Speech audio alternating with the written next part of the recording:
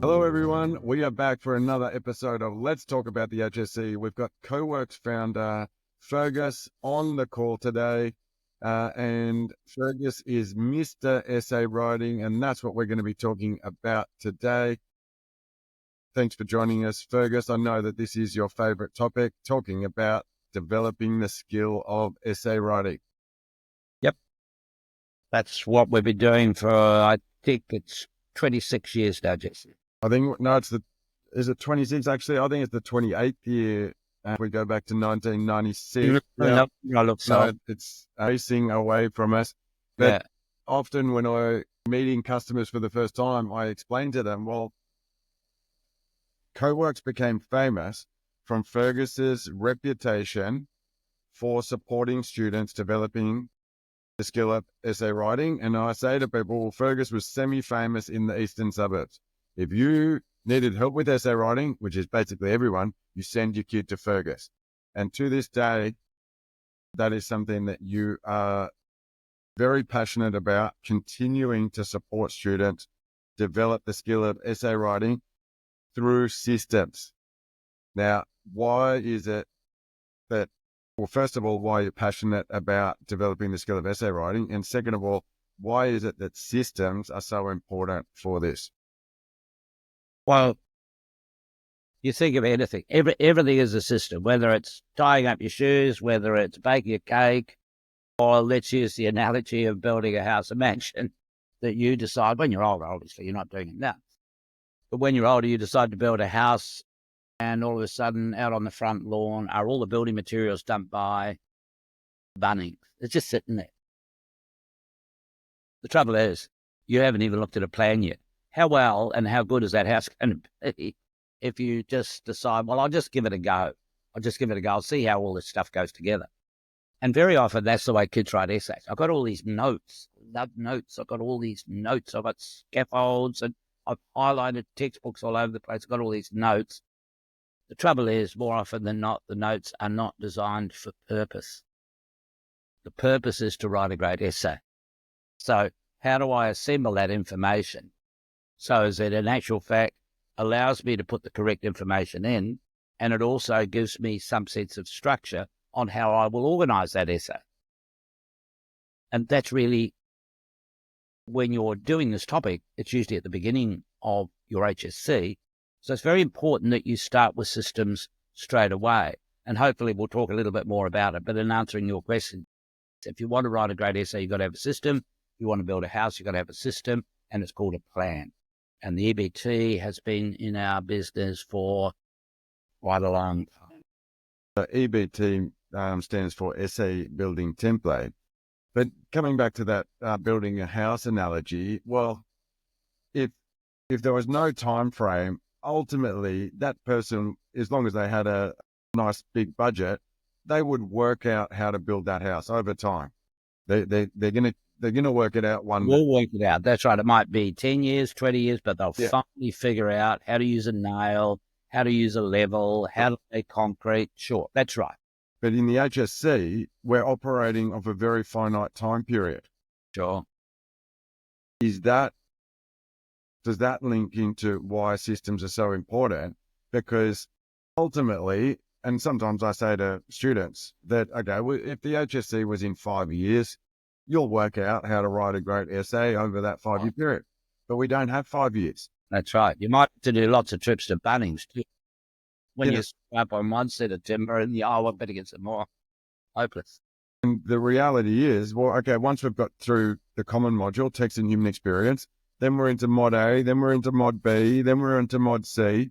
So your opportunity to really develop a strong essay is, we've only got like a number of weeks for students to be able to do that. And it might be 8 weeks, but really that's not a lot of time. So how does the system save time? And we'll get to what that system looks, but how do systems save a student time? Well, just quickly on that time frame, it's estimated that a student is in a classroom environment for the HSC for 37 weeks. They're not in that environment for 52 weeks. So to pick up on that idea, you've got to cover an awful lot. And then as the HSC progresses and teachers become time compressed, you're racing through topics that you're not getting your head around. So the earlier you adopt systems, the earlier and better control you've got. And of course, we know that if you've got a system, off you go. So that's really why we have to sit around systems and pick them up really, really quickly. We don't want you to trip over in the first, second, third, and fourth assessment task and go, hang on, I might actually think about that EBT, essay building template. Maybe I'm not doing very well, so maybe that's what I should do. So when you're accumulating information, you've got to, why are you accumulating information? They're not just notes. They are organized in a specific way to get the best possible mark you can in that essay. And let me tell you, the more EBTs kids do, I don't know how this works, but their essay writing starts to get better. Crazy. And just on the painting the picture of a student that doesn't follow a system, you could know, and correct me if I'm wrong here, but you could know more about the Crucible, 1984, Merchant of Venice than any other student, even more than your teacher. But doing well in essay writing, in text and human experience, same for the other modules, has nothing to do with how much you know. That's right. No, I mean, and a lot of kids, I often say to kids on Zoom calls and so on, what's easier to do, write an essay or take notes? We all know the answer to that. Taking notes is a kind of a lower order intellectual pursuit. But if you are writing an essay and accumulating notes with the end result, the essay in mind, what that actually means is that you are doing thinking at the same time. I can do an EBT for all of you if you like, but the trouble is, unless you do the prerequisite thinking under a system, you're not going to get the outcome you want because you won't have hardwired that specific information to your brain. So that's why you've got to engage in this behavior. And the other behavior that you have to engage in is that what we do is we make sure that you don't write any more than about 1,500 words. Your HSC essay ultimately is going to be somewhere between 1,000 and 1,200 words. So we don't want to actually load up a lot more information than you're never going to use anyway. And just very quickly too, one of the challenges that students have in the 21st century is their vocabulary isn't that good. So the thing is that in an EBT, you could start developing really good vocabulary. So rather than using 8 words to explain something, you might be able to dig down and use 1 word. All of that conversation is had with students in Zoom calls particularly. Okay, let's bring up the essay building template and we can just reference it.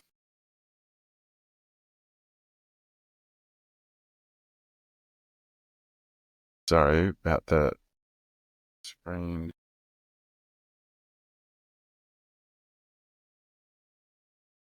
So just following on,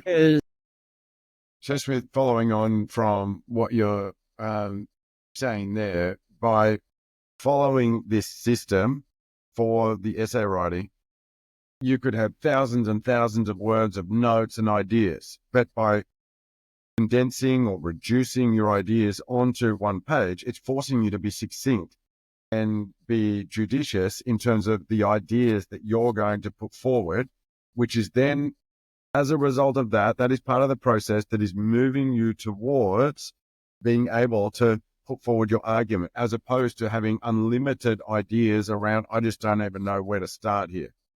That's right, exactly. And rather than having to write whole sentences on things, so for example, just to pick a text, I realize that you're all doing your own text, but if you're talking about the Crucible and the state of Salem at the beginning of the play, if you use the word traumatized, the community's traumatized, the marker immediately knows that you understand the whole nature of this world that Miller is presenting to us. And if I could just say a couple of things generically about the EBT. A lot of kids say, my teacher wants me to write a theme-based essay. Well, let me tell you, this is the theme-based essay on steroids. Because what we're interested in text is how, and the rubric wants you to consider this as well, how a theme is developed during the course of the play or the novel or the poems. How is it brought to us and evolved through that particular process. So that's why when you're filling that theme box, it's a really good idea to look at one of those critical themes and say, how does this evolve throughout the play? And then you can attach other themes to it, which coincides with the whole idea of the human experience. The human experience isn't static. Imagine if you're reading a text that is all they're doing is eating pizza, and that's all that happens. The human experience is something that evolves, and it evolves in text via what we call the narrative, the storyline. Poems have storylines as well, and it is through those storylines that the composer of the text, in actual fact, gives impact to the ideas and stimulates our response to the human experience. So what we're interested in is looking at the way the narrative creates ideas, which becomes the body of the essay.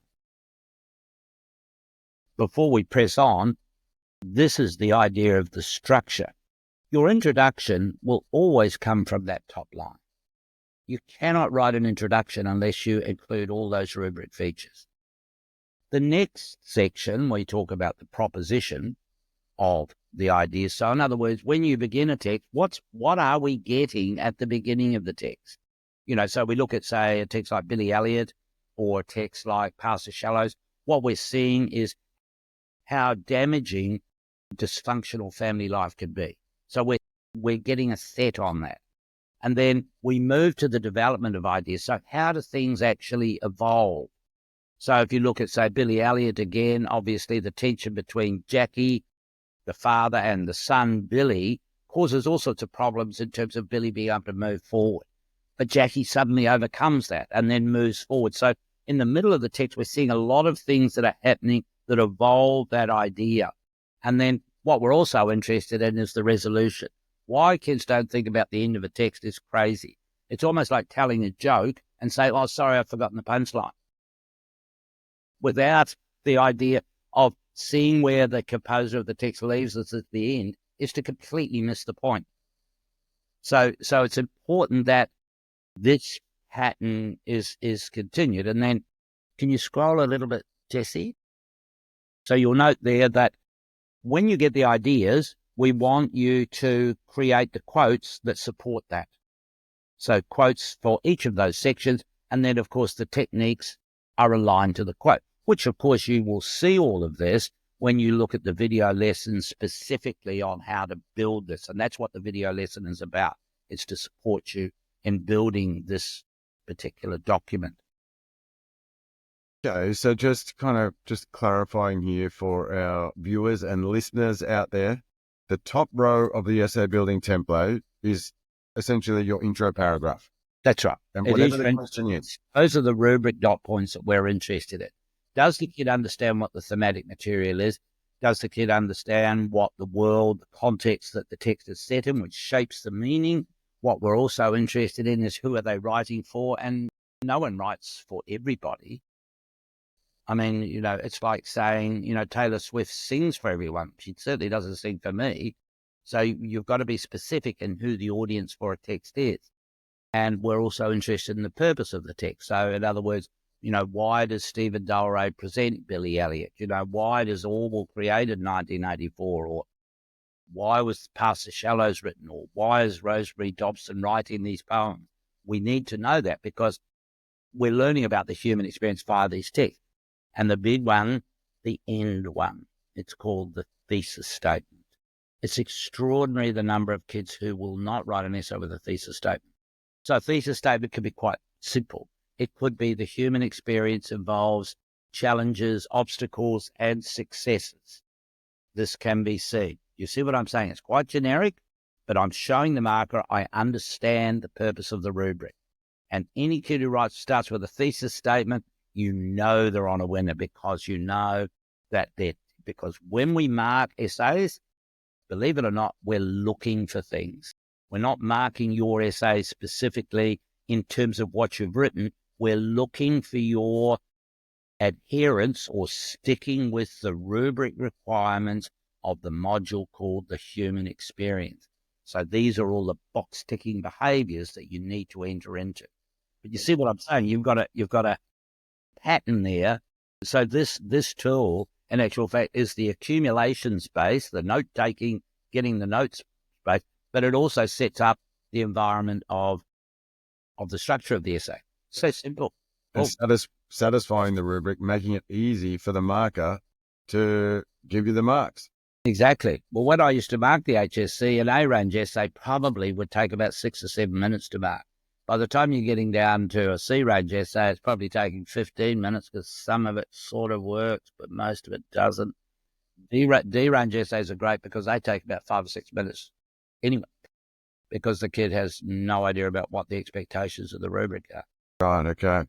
So then when we get into proposition of ideas, can I just clarify here that the themes and concepts that we have up here, how are those ideas introduced at the beginning of the text? How is that Yeah, that's the right. themes? So kids are pretty good at being able to pick up what the ideas are. So a lot of the texts we deal with, for example, talk about the nature of power. So there's a few texts that do that. A lot of other texts might talk about relationships. So let's just stay with relationships because that covers across all texts. What are we presented with in terms of relationships at the beginning? What is the relationship between Antonio and Shylock at the beginning of the play? What's the relationship that Winston has with Big Brother at the beginning of the text? And on it goes. So we're looking for that.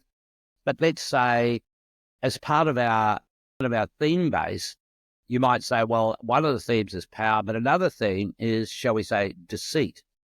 So then what we're doing is we're saying, well, deceit is sort of part of the power structure because you've got to be deceitful to be powerful. So what you then start doing is you get a big theme and then you start feeding the other themes into that as you move along. And by developing your own arguments, because I would imagine that there would be many, many examples that a student could use around relationships at the beginning of the text, middle, at the end. So by developing your own examples and providing that textual evidence, you're developing your own arguments, which allow you to own the essay, which is so important, right? Sure, absolutely. And I think that you raise a very important issue too, is remember it's English and we're still looking at text. So when you talk about power as, say, your theme that's going to drive your whole essay, you've got to be specific, So when we're talking about, say, power in, let's say, 1984 or let's say The Merchant of Venice, both very popular texts. So in The Merchant of Venice, we're introduced to the power structure. Clearly, Antonio's a Christian and Shylock is a Jew. We understand the power structure straight away simply by the way Antonio talks to Shylock. Another example of that is the way he just makes an assumption that Shylock is going to loan him the money and so on and so forth. So what I'm talking about is once you create that idea of what the theme is you're talking about, what you then want to do is give specific examples from the text. And I suggest about 3 examples under each of those headings. Sure. Keep going. And will you always use all of those examples in the essay, or are you assembling some possible examples to be able to use in your essay? These are my main ones that I use, but I might not use all of them. Absolutely. You might find that in the proposition you use all 3. You might use all 3 in the development, but at the end you might find, well, I'm only going to use 2. I only need 2 to really get my essay across the line. Awesome. Just looking at HSC 2024, I've got the exam question here. In what ways has the study of your prescribed text given you insights into the complex relationship between human qualities, motivations, and actions? So could you just talk through briefly, or might not be briefly, but how that question, how this EBT would work. Solve that question? Well, the mindset, and this is the mindset, is how does my EBT answer that question? That's you move to that way of thinking. Because if you look at an essay and go, oh, what do they want me to do here? I mean, the answer is very clear. So read the question again, Jess. In what ways has the study of your prescribed text given you insights into the complex relationship between human qualities, motivations, and actions? Right. So the word insights, what's the word on the top of the line there that insights are? It's theme. And the final, the relationships idea, that's a thesis statement. You see what I'm saying? So I look at it and I go, how does my ABT work? And the interest, you talk about the HSC of 2024. And one of my first jobs after I get my hands on the paper is to say, does my EBT work? Honestly, 24, 23, 2006, whatever year you want to pick, if you have a really good EBT, you will smash the HSC English papers. They just, because all the questions they've got to sit around the rubric. But you see what I'm saying? You're in an exam, you've got 40 minutes to write this essay, and you're sitting and thinking, what are they getting at? I'm not sure. But if you've got a system and you say, how does the system work? Like, how does a house get built? Kind of idea. You've got a system and you trust the system. And of course, your training throughout the HSC is to go through this behavior, learn to trust the system. And let me tell you, don't be surprised if your first EBTs are a bit ordinary, a bit clunky and so on. And that often happens, with kids. And it happens with me. I'm trying to learn to play golf at the moment. What a disaster. But anyway, I'm banging away at it. So the idea is you've got to keep practicing with this. And then, of course, all of a sudden, you burst into the sunlight and go, this is working every time. And then, of course, that's the other accompaniment we have to building the EBT on the website is this is actually a Jesse invention, which I think is a really grand idea called challenge fee. So you can practice doing this introductory paragraph or sections of an essay and seeing how you go. And then also, as you move toward the HSC, we're also interested in the time frame that it takes you. Now, if you're starting the HSC, I'd be very surprised if you can get an essay, get an introduction out in 15 minutes. That's pretty good. But by the time you get to the HSC, you've got somewhere between 6 to 8 minutes to do that introduction. But if you're so used to doing them, it's just a breeze. So just staying with this question briefly, the human qualities, motivations, and actions, regardless of the text, that's going to be essentially covered within the themes. And it's the theme is going to we're actually driving it. So when you're talking about themes, then your second sentence will, your first sentence will be your thesis statement. The second sentence will be, so you might write a sentence along the lines of, in Shakespeare's Merchant of Venice, the nature of power, its impact on relationships, and the effects of anti-Semitism are explored in the play. So those are and we of course see it through the actions of the play and the way that relationships evolve in that behavior. But you've covered off on those ideas in your thesis statement. But now you're drilling down a little bit more, and then you write the sentence on. Then you write the sentence on context. The Merchant of Venice is set in the transactional environment of Venetian or Christian-dominated Venetian society. Notice how sets like that is really packed up because I'm out to kill it. And then, the purpose being to explore the need for tolerance and regard for others. That's the purpose of the play. And of course, the intended audience was, for a Shakespearean play, of course, was a virulently anti-Semitic Elizabethan audience. So you see what I'm saying? I mean, I'm not a genius. You follow the system. Extracting your ideas that you've already put down on paper out of your EBT, molding them to the question, moving into following the structure of the EBT, proposition, development, resolution, following the narrative.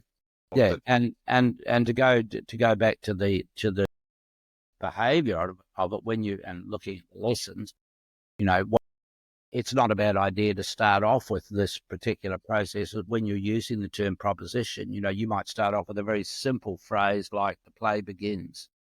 Now, you mightn't stay with that, but that's a good way of showing the market you understand how this works structurally, because markers are very good at being able to say, know where the kid's coming from. And then we go to the development, and then you might say, something like, Miller further develops these ideas. Very simple, but you're on task. And then in the final, the resolution, you might say the concluding chapters of Past the Shallows gives insights on the opportunities for the two boys as they leave Tasmania. But see how that's very simple, but you're showing the marker just with that simple phrasing that you understand how the structure of the text is integral to its meaning. Got one more question. We've gone longer than we always do. Originally indicated. But having said that, if I could just quickly add this. We mentioned earlier around hopefully vocabulary. You've watched all of it. Some of the other markers have also made mention around vocabulary and the limited nature of students, and that does get in the way of students conveying their ideas.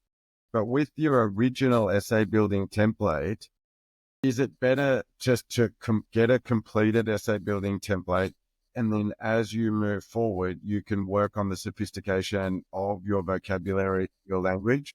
Yeah, definitely. It's a moving object. It's like everything else. It's like an artist. An artist is constantly fiddling and improving on what they've done. And of course, novelists themselves or writers themselves, a lot of stuff ends up in the bin, and lots of drafts are screwed up, and then they go again. And of course, not that the process of an EBT is that complicated, but I would suggest that in the beginning months of the HSC, it's a good idea to get one out.